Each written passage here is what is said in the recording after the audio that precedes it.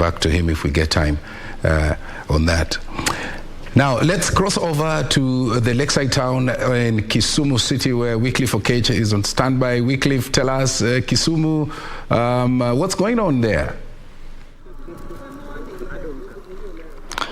Well, a very good evening to you, Tomboya, back in Nairobi. I am actually coming to you live from Kisumu. I am in one of the streets here around the CBD here. Actually, it has been a cocktail of events here in the lakeside, the city of Kisumu.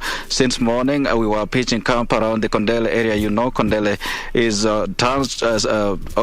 always tends to be a beehive of activities, especially on momentous days like this. We know that the residents gathered around the Kondele area since morning, actually, as they waited with bated breath for the electoral body to declare the fifth president of the Republic of Kenya. And they were, since morning, from morning all through to around 3 p.m., it was all joy and jubilation as they were singing around that roundabout, waiting for the for Wafula Chebukati, who is actually the IEBC chair, to declare the fifth president of the Republic of Kenya.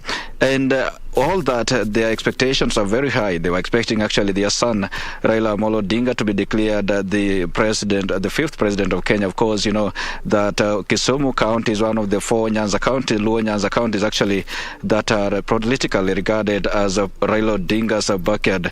And with that, they were very hopeful that probably their son will emerge victorious, will carry the day insofar the presidential seat is concerned. But then that was never to happen, because by evening the IEBC chair declared Odinga's opponent, actually, that is William Samoei Ruto, the UDA presidential candidate, as the fifth president, that is the president-elect, waiting swearing in for him maybe to assume office if maybe unless there may be court cases in between.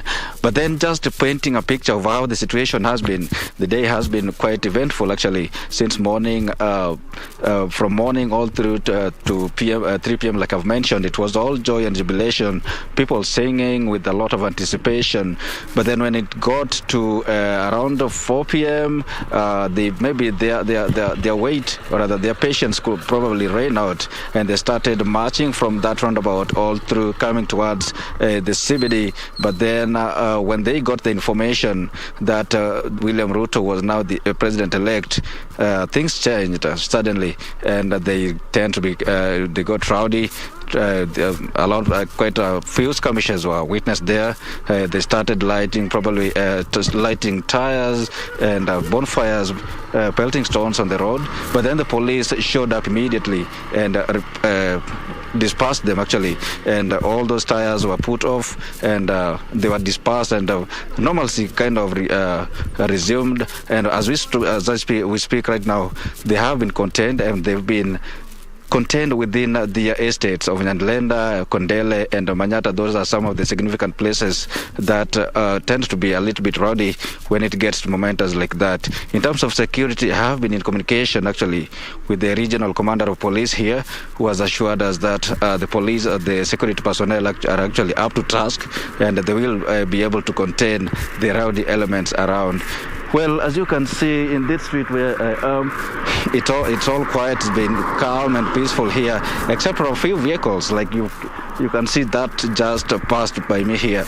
If with that, you can just expect for another 5 minutes or rather 10 for you to see another vehicle. That is reflective of how the situation is here in Kisumu, around the CBD especially. It's all calm, and with the empty streets, shops closed, people actually fearing probably maybe insecurity could get worse. But then the police have assured us that all is under control. Well, Tom, that has been the day. That has been how it is throughout the day, and we just hope that peace and tranquility that has been witnessed maybe this evening will reign supreme. I spoke to a few residents immediately after Deputy President William Ruto was declared the Deputy President-elect, and many of them actually were just urging for peaceful coexistence, urging their fellow residents of Kisumu to remain peaceful even as they wait for the word from Raila Odinga, who is their supreme leader, so to speak, in this region.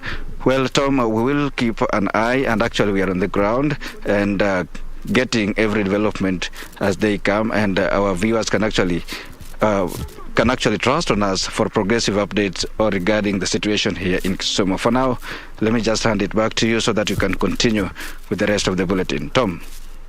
Thank you, Wycliffe Okech. They are coming to us from Kisumu. Of course, it's good to hear that Kisumu is fairly, I mean, it's a contrast to what Timothy Kipnusu painted for us in terms of a picture in Uasin Gishu, where there's so much celebrations. But it's good to hear that the residents of Kisumu themselves, although their desire was to have their candidate win the election, by them insisting that peace was obviously one of those things